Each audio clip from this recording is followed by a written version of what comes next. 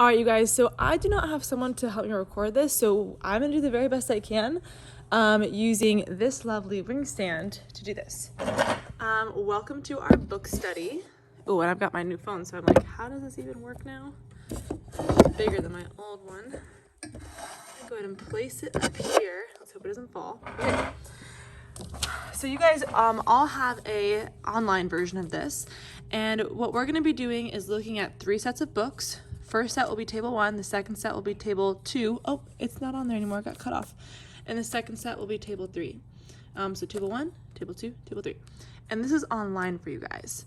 I've just printed it out to make it easier for me. So my questions that you're going to answer for every single set of books are: what age do you think the book was made for? Use words and describe the language and sentence structure. How challenging was the vocab? Is the sentence structure complex or simple? What did you notice about the illustrations? Identify the lesson in the story. Identify the metaphor in the story. So I'm going to do the first one with you guys, and then I'll look at the second 2 with you, but you'll finish those. Okay. So we have We Don't Eat Our Classmates. Kind of a funny title. And you can tell this person is like a younger kid. A little dinosaur to make it kind of funny. This one says, press here. Bink. And this one is the alphabet. So just kind of by like looking at the covers, you can already tell that this is definitely a younger audience. So this is table 1. And I'm just going to say younger for now. Okay, I'll see if I can pinpoint an actual age. Okay, so let's go ahead and look at some of these. So press here. Oh, dink, press there. Okay. So thinking about the words and the images and the sentences. Ready? Press here and turn the page. Great, now press the yellow dot again.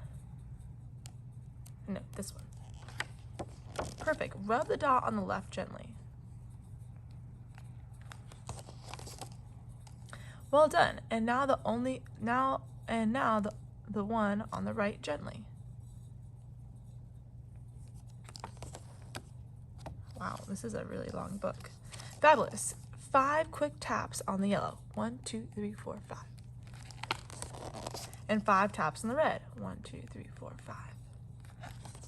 And finally, 5 taps on the blue. 1, 2, 3, 4, 5. Oh, and look, every time I tap on it, it makes it have more. Ooh, cool.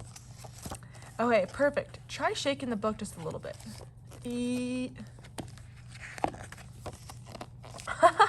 Not bad, but maybe a little bit harder. Ah! Whoa. There, well done. Now tilt the page to the left just to see what happens. Oh my gosh, this is a really cool book. Now went to this side. Now, and then the right a little more.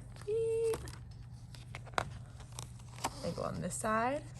Excellent. Shake the book one more time just to get everything back to order. Okay. Interesting. Try pressing down really hard on all the yellow dots. I'm going through this kind of fast, but you know. That's funny. Turn the lights back on. Try pressing them all again.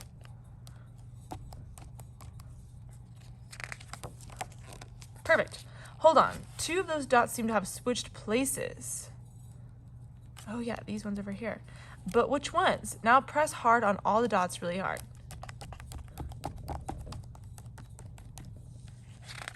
Think. Not bad. Shake them up a little.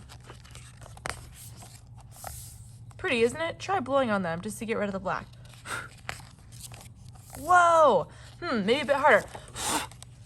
Oops, that might have been too hard. They're all the way up there. Stand the book up straight and make those dots drop down again. There you go, that's perfect. Now clap your hands once. Whoa, clap twice. 3 times? Whoa, more! Whoa, keep clapping. Ah! Okay, you guys get the point. We keep clapping, we keep clapping. Uh-oh, too loud, quick, press the white dot. Dink. Bravo. Want to do it all over again? Back to the beginning this way. And then they go back. So this is really cool. Let's take a look at our questions here. Okay, so the words describe the language and the sentence structure. Okay, the words were simple and short sentences. Simple words for sure. And I mean, I'm talking like, if we look at it, I mean, we're talking like 1 to 5 words per sentence. I mean, I would be like 5 words per sentence. I mean, they're really, really short. Okay, number 3 says, what do you notice about the illustrations? Colorful, simple. They're using shapes. And there's also like a theme.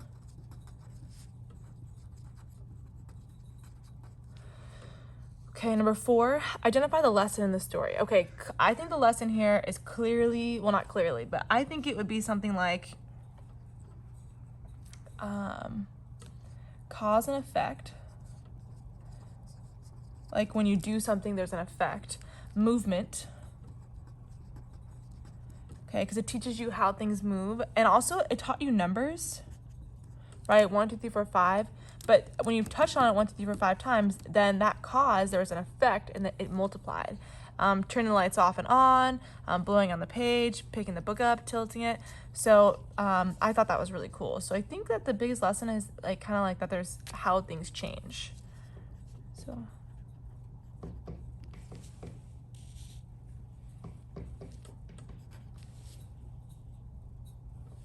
How things change. I thought someone was tapping at me behind me. Okay, number 5, identify the metaphor of the story. So a metaphor is kind of like using something to explain something else, kind of like how we use the domino effect to explain a chain reaction, or like the gossiping of people to explain a chain reaction. I don't think there is any metaphor here. Oh, and you know what you should do? Tell me which book you read. So press here.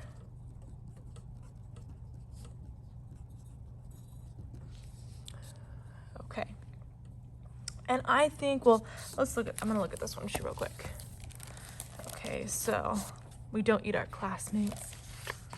Hey kids, you will never be eaten by a T-Rex. They're extinct, I promise. How cute. Penelope Rex was nervous. It's not every day a little T-Rex starts school. There's mom. Or dad. What are my classmates going to be like? Will they be nice? How many teeth will they have? This was very important. Oh, look at all the pictures. Okay, so I'm already noticing a lot of the same things. Lots of big pictures, small sentences. Penelope's mom brought her a new backpack with ponies on it. Ponies were Penelope's favorite because ponies are delicious. Penelope's dad packed her lunch of 300 tuna sandwiches and 1 apple juice. Finally, the big day came. And Penelope Rex was very surprised to find out that all of her classmates were children. Ah! Oh my God, look how big she is. So she ate them because children are delicious. Penelope Rex, said Miss Noodleman, we don't eat our classmates. Please spit them out at once. So she did. Aww. It was not the best way to start school. Look at that face. Still, Penelope was determined to have a good first day. She tried hard to make friends at recess. She finger painted some of the best of her best work.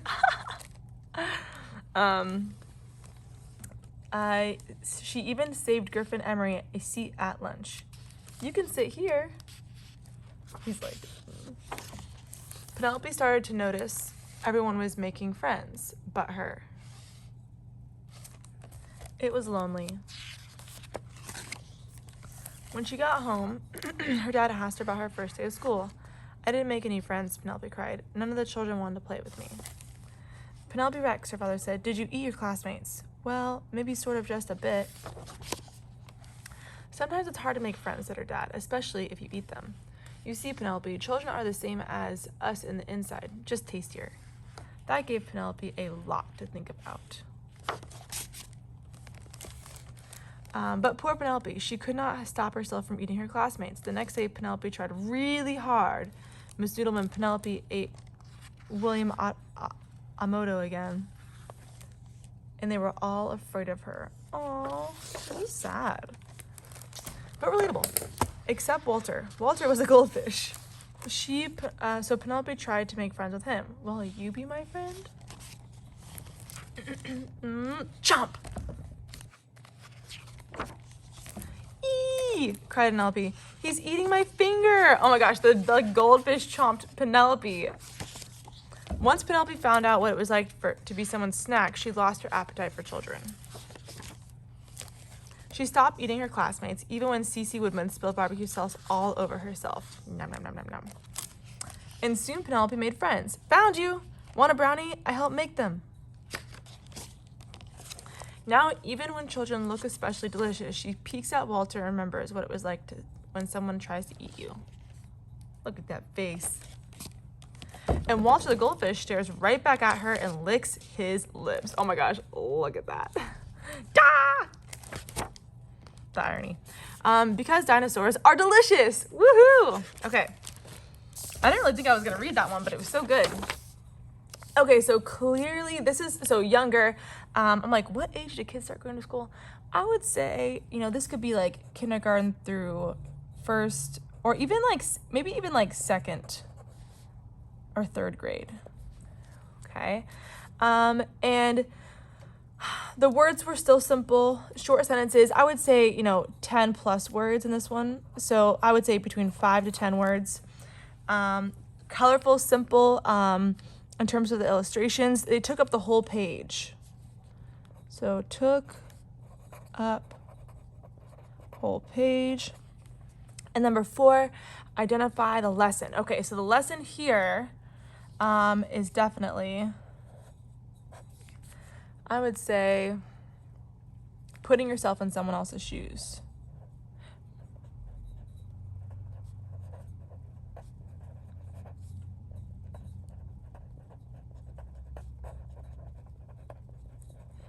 Like, once you put yourself in someone else's shoes, you can start to understand how they feel. I think that was one of the biggest lessons. And I wouldn't say so the metaphor that they used was, I am not an English teacher, but I'm going to say they used dinosaurs because they made it, that makes it relatable, because, kids usually like that kind of stuff. And also less, it makes it less scary because dinosaurs aren't real, and so it's more funny. And of course, like, we know that in real life, people have a hard time making friends, me and you alike, and it's funny because even dinosaurs have trouble making friends, and it shows that there's hope, so I really like that. Okay, so you saw how I did that one, and of course we've got the alphabet book. And if I'm just going to kind of breeze through the pictures here. Okay, lots of really big pictures, very few words on the pages. But of course, again, this time it looks like we have the alphabet comes to life, right? So alphabet, dinosaurs, and dots for that one. Okay, all right, so now we're going to move on to table 2. I'm not actually going to move tables, but I am going to move my books around.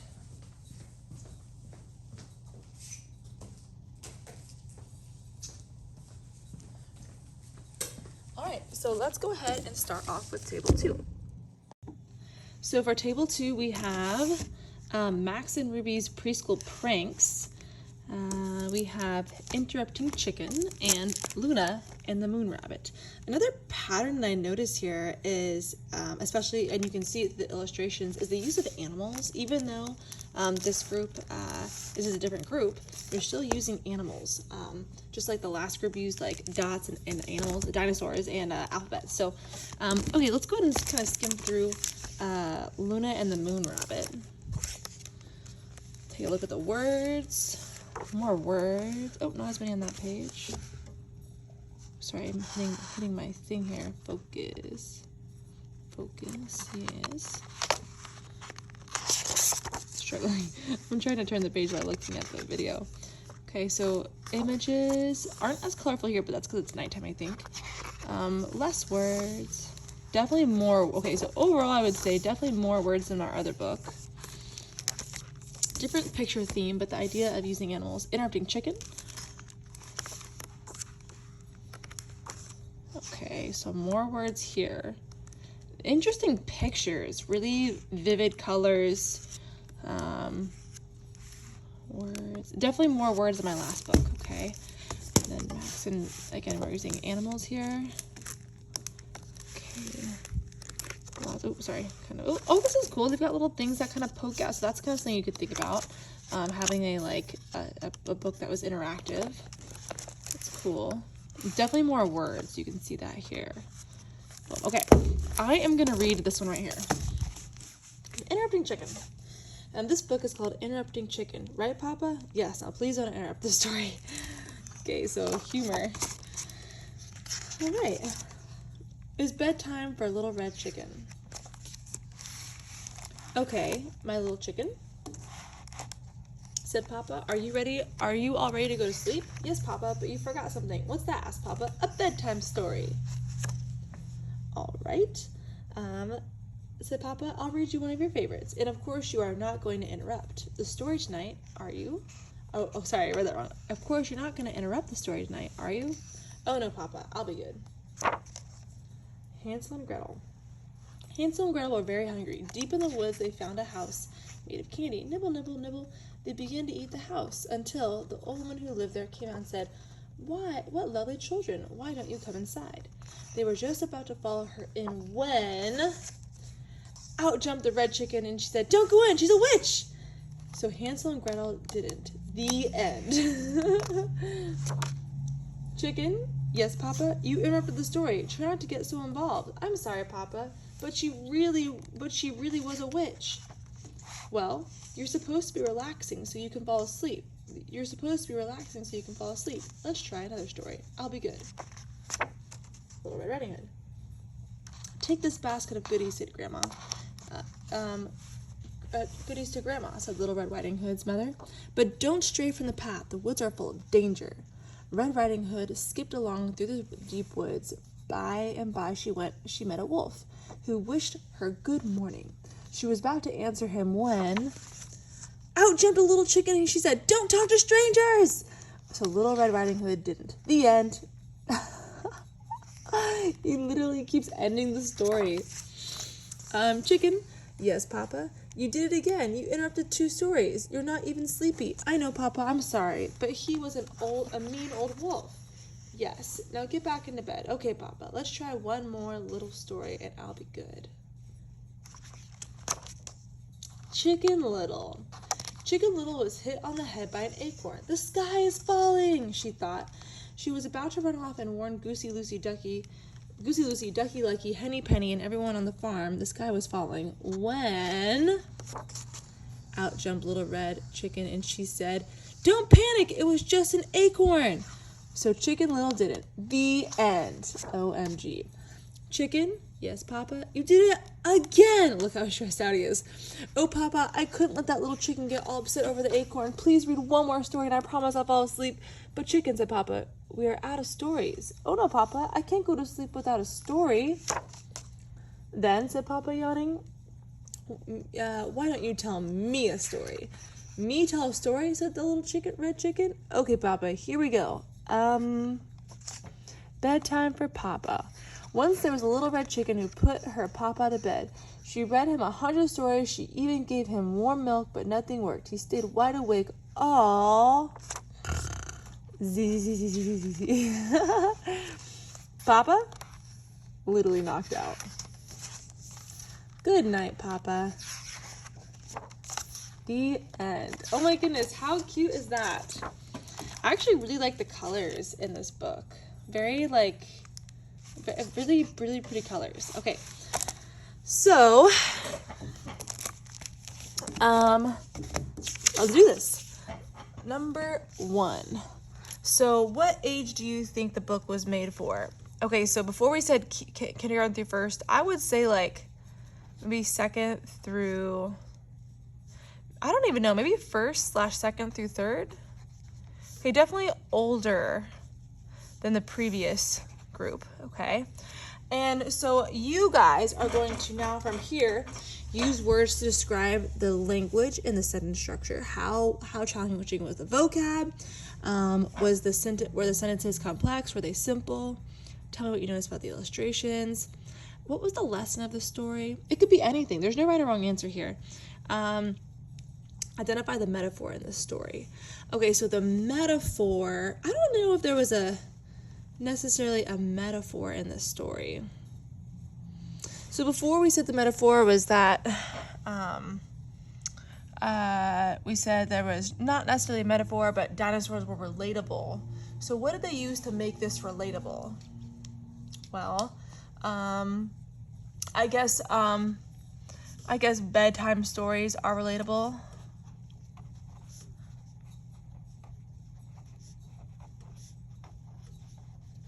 If you've ever told like your younger brother one, or you've ever been read a bedtime story, or you see them in the movies.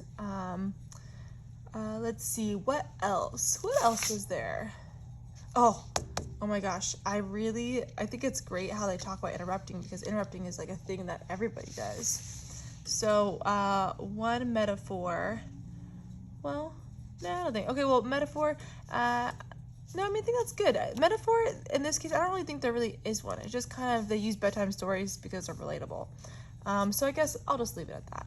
So you guys, your job is to identify the lesson in the story. Again, no right or wrong answer here, but usually children's books have a lesson. Tell me about the images. Over here we said they were colorful, they were simple, there was a theme. They used up the whole page, so and then over here, for number 2, talk to me about the words that they used. Okay, let's go ahead and take a look at our last group of books. Okay, so this is our table 3, and they gave me a lot of books. I got these from the library, the Merced Library, and so I'm just gonna go ahead and kind of flip through these. Way more words, only a few pictures. Okay, a little more pictures there, lots of words, many chapters. Okay, dragon breath. Dragons. Okay, more pictures in this one.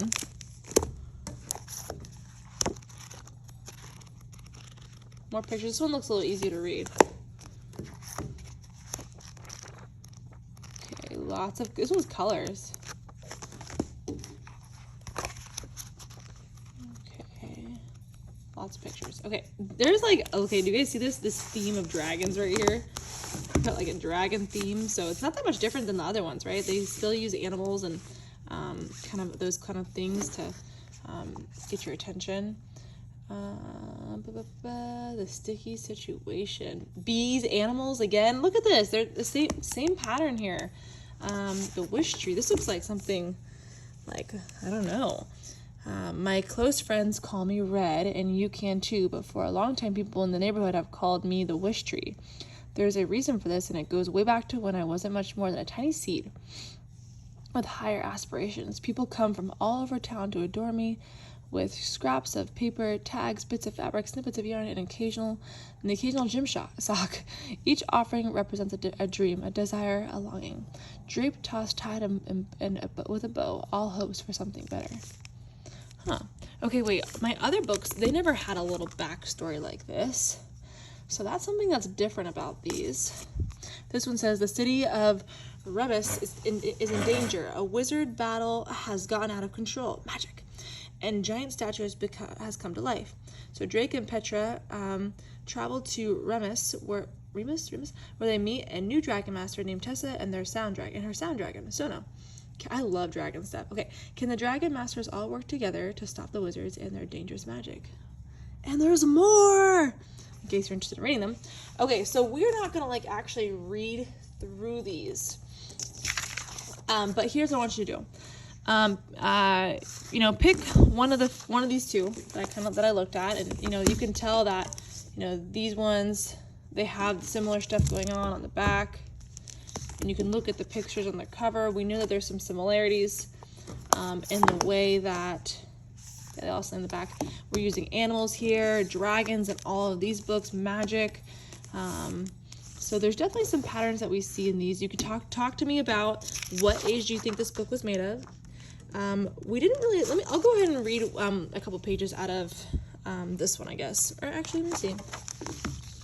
I want to do this one. Dragons in a bag. I'll just go here. I don't know. So I'm going to read a page out of this and tell me about the language, the sentences, how challenging is the vocab. What do you notice about the illustrations? Well, we'll start with the words here. Okay. I take a deep breath, but I can't calm down. Ma's gone. Ambrose, we have to help her. I know Ma's gone. I set her on her way, remember? I nod and then shake my head and then nod again. Finally, I take a deep breath and try to make more sense. That's not what I mean. I went with Ma to deliver the dragons, but something happened to the transporter. It took us back in time, way back in time, instead of crossing to another dimension. When we landed, there was no magic, but there was plenty of dinosaurs. One attacked us. Again, dinosaurs. One attacked us, and that's when my voice dwindled to a whisper, and Ambrose has to lean in to hear me confess. I left Ma behind. For a while, Ambrose doesn't say a word. I see my reflection in the mirrored lens of his sunglasses. I look as scared and guilty as I feel. Ambrose finally raised his gloved hand to scratch the place where his chin should be. He says thoughtfully. Sounds like you need a guide, someone to steer the ship, so to speak, and it has to be someone who can navigate between dimensions. Another witch? I asked hopefully. Not quite, said Ambrose, but he's the best man for the job. He's the only man for the job. Really? So let's hope that he's in town. You say there were dinosaurs in this other place? I nod. Okay, so I'm gonna pause there. I want to know what's happening, right? Okay, so take a look at this vocab. Dwindles to a whisper. Confess. Ambrose, that's not a very common name. Okay, the sentence structure is definitely more complex. Dimensions. Okay. Mirrored lenses. Reflection. These are some, I mean, these aren't hard words for you guys, but think about the range of kids, the age of kids that you think that this applies to, and not everyone reads at the same level. So, tell me about the words, the language, and the sentence structure, how challenging the vocab is, the sentence structure, is it complex, is it simple, in comparison to these other two. And then, what do you notice about the illustrations? I don't even know if this one has them. And that's important. Talk about the illustrations, if there are or are not any. So we've got one here. Okay, or do they use words? They really rely on the quality of their words to communicate the idea. This must be for an older person, you can tell, because there's less illustrations. Okay, identify the lesson of the story. You are not going to be able to do this one for number 4, so don't do number 4. I mean, you can guess if you want to. You can even make it up. Do it. Go for it. And then the metaphor, again, I don't think you need to do the last 2 for these. In fact, maybe, I think I already, no, I didn't post it yet. I can't remember. I'll have you guys not do those last 2. So if you've gotten to this point, which you hopefully have, you don't have to do number 4 and number 5 on my table 3 because, we couldn't read it all. Okay. So, once you are done with your book study, you are going to go to the next thing on my canvas. I think it's called book study exit slip, I think. And you are going to answer the 2 questions I have on there. Go ahead and begin.